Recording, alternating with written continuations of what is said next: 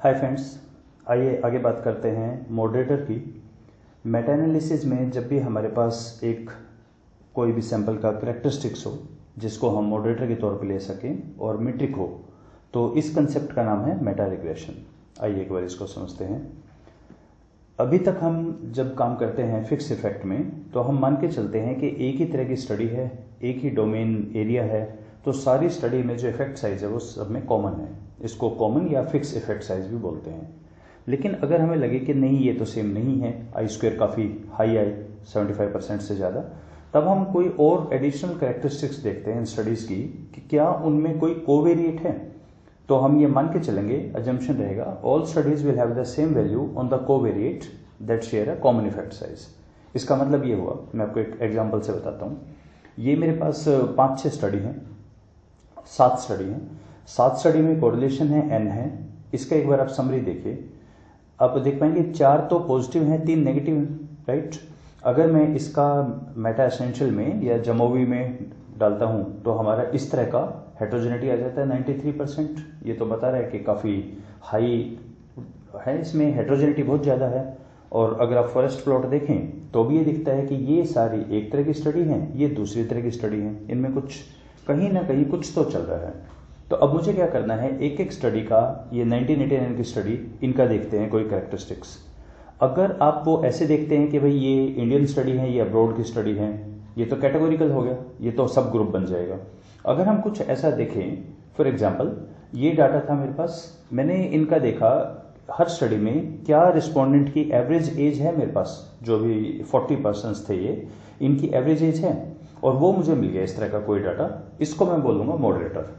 तो यहाँ पे 25, 32 एक्सेट्रा ये चल रहा है, इसको हम मॉडरेटर बोल रहे हैं। मॉडरेटर हमारा मीट्रिक होता है। अगर नॉन मीट्रिक है तो सब ग्रुप, मीट्रिक है तो उसको बोलते हैं मॉडरेटर। मॉडरेटर जब हम यूज करते हैं इसका नाम हो जाता है मेटा रिग्रेशन। तो इसमें हम कैसे काम करने वाले हैं, ये जो मॉडरेटर है इसको हम मेटा एसेंशियल फाइल के अंदर डाल देंगे, और जो थर्ड शीट है उस पर हम जाएंगे तो वहां हमें 2 चीज मिलेंगी, एक ग्राफ और एक ही टेबल्स। देखिए एक बार समझते हैं, ये रिग्रेशन ही है बिल्कुल। एक ये लाइन आ रही है, इसके अंदर अलग अलग पॉइंट दिख रहे हैं, तो क्या ये सिग्निफिकेंट है? आइए रिग्रेशन में देखते हैं। इंटरसेप्ट बी वैल्यू है 1.23 और ये सिग्निफिकेंट है, जेड वैल्यू 6.9। मॉडरेटर ये भी सिग्निफिकेंट है, ओके। इसी को हम 2 तरीके से कर सकते हैं, या तो जेड वैल्यू से कर लें या क्यू वैल्यू से कर लें, अनोवा से, एनालिसिस ऑफ वेरिएंस से। तो मॉडल हमारा यहाँ पर भी सिग्निफिकेंट है। अगर मैं एक मॉडरेटर लेता हूं तो दोनों में से कोई भी यूज करें। अगर एक से ज्यादा है तब जेड का ज्यादा एक्यूरेट आएगा। ये ओमनिबस टेस्ट है, जेड ज्यादा एक्यूरेट देगा इन दैट केस। तो इसका मतलब ये हुआ कि हमारा एक सिग्निफिकेंट रिलेशन मिला इस मॉडरेटर दैट इज एज का हमारे कोरिलेशन से। जैसे जैसे हमारा मॉडरेटर बढ़ता गया, हमने देखा कि कोरिलेशन गिरता गया और काफी यूनिफॉर्म सा लग रहा है। ये एक तरह का लग रहा है, जब रिस्पोंडेंट थे 20, 30, 40 ईयर्स के, तब आर था काफी ठीक, 0.4, 5, 6 ऐसा कुछ था। लेकिन जब वो काफी ज्यादा 60, 70 के करीब आए तो आर रेदर नेगेटिव हो गया, वहां पे ये 0 वाला है। तो एक सिग्निफिकेंट रिलेशन है। हम बोल सकते हैं अब कि हमारी जो स्टडी है वो उनके रिजल्ट, उसका इफेक्ट साइज एक्चुअली एज पे डिपेंड करता है। तो हम हमेशा इस कंटेक्स्ट में बात करें, एज ग्रुप क्या था। लो एज ग्रुप के लिए पॉजिटिव रहता है, हाई के लिए वही रिलेशन नेगेटिव हो जाता है, and that is found to be significant.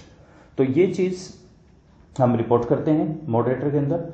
एक से ज्यादा मॉडरेटर हो, मेटा एसेंशियल आपको एक फैसिलिटी देता है, फिर आपको बाकी के सॉफ्टवेयर यूज करने पड़ेंगे जैसे आर स्टूडियो या अदर्स। फाइनली इसमें एक आता है आर स्क्वायर। इसका क्या मीनिंग है आर स्क्वायर का? तो देखिए, ये जो हमने हेट्रोजेनिटी निकाला था, आई स्क्वायर था ना ये, इसका जो 93% है ना, इसका 91% एक्सप्लेन हो गया है हमारे इस मॉडरेटर से। हेट्रोजेनिटी को यानी बहुत अच्छे से एक्सप्लेन कर रहा है ये। तो 9% हेट्रोजेनिटी अभी भी और कारण से है, इसका 93 का 91% ये है आर स्क्वायर। तो यहाँ कोएफिशिएंट ऑफ डिटर्मिनेशन, आप कंटेक्स्ट देख लीजिए कैसे यूज करना है। इसी कंसेप्ट को एक बार देख लेते हैं मेटा एसेंशियल में कैसे करें। अगर मेरे पास ये 5-6 स्टडी हैं तो अभी तो कोई मॉडरेटर है नहीं, तो फॉरेस्ट प्लॉट देखिए, सर्टेनली 2 अलग अलग ग्रुप से दिख ही रहे हैं आपको। और अगर हम यहाँ आके देखें तो 93% विच इज वेरी हाई। तब एक काम करते हैं, स्टडी के कैरेक्टरिस्टिक्स एक्सप्लोर करके मुझे पता लगा कि इनमें तो मॉडरेटर है, तो मैंने यहाँ कुछ वैल्यू लिखी हुई है, तो मैं इसको कॉपी करके पेस्ट कर लेता हूँ यहाँ पे मॉडरेटर के अंदर। जैसे ही आपने पेस्ट किया, अब आपका मॉडरेटर एनालिसिस ये एक्टिव हो जाएगा। एक्टिव मतलब इसमें वैल्यू आ जाएंगी। जैसे सब ग्रुप अभी नहीं है ना, तो अगर आप देखें इसमें ब्लैंक ब्लैंक है, कुछ भी नहीं है। उसी तरह से मॉडरेटर इनिशियली ब्लैंक आता, अब हमारे पास ये आ गया है। रैंडम इफेक्ट कर लेंगे हम। अगर हम फिक्स इफेक्ट करेंगे तो क्या होगा, जो बहुत जिनके सैंपल साइज हाई है उनका वेटेज ज़्यादा हो जाएगा, बाकियों का कम हो जाएगा। It's always good to go for the random one. नीचे हमारे ये कैलकुलेशंस आ गई है, एक हमारी रिग्रेशन की है, अनोवा की है, टी आर एक्सेट्रा, ये सारा हम इसको रिप्रेजेंट कर देंगे। तो मेन चीज़ फिर घूम के वहीं आ जाती है जो मैंने आपको शुरू के वीडियोज़ में बताया था। मेटा एनालिसिस 50% है रिव्यू ऑफ लिटरेचर, 20% है एनालिसिस कैरी आउट करना, और 30% है इसके बारे में लिखना कि कंक्लूजन अब क्या करें।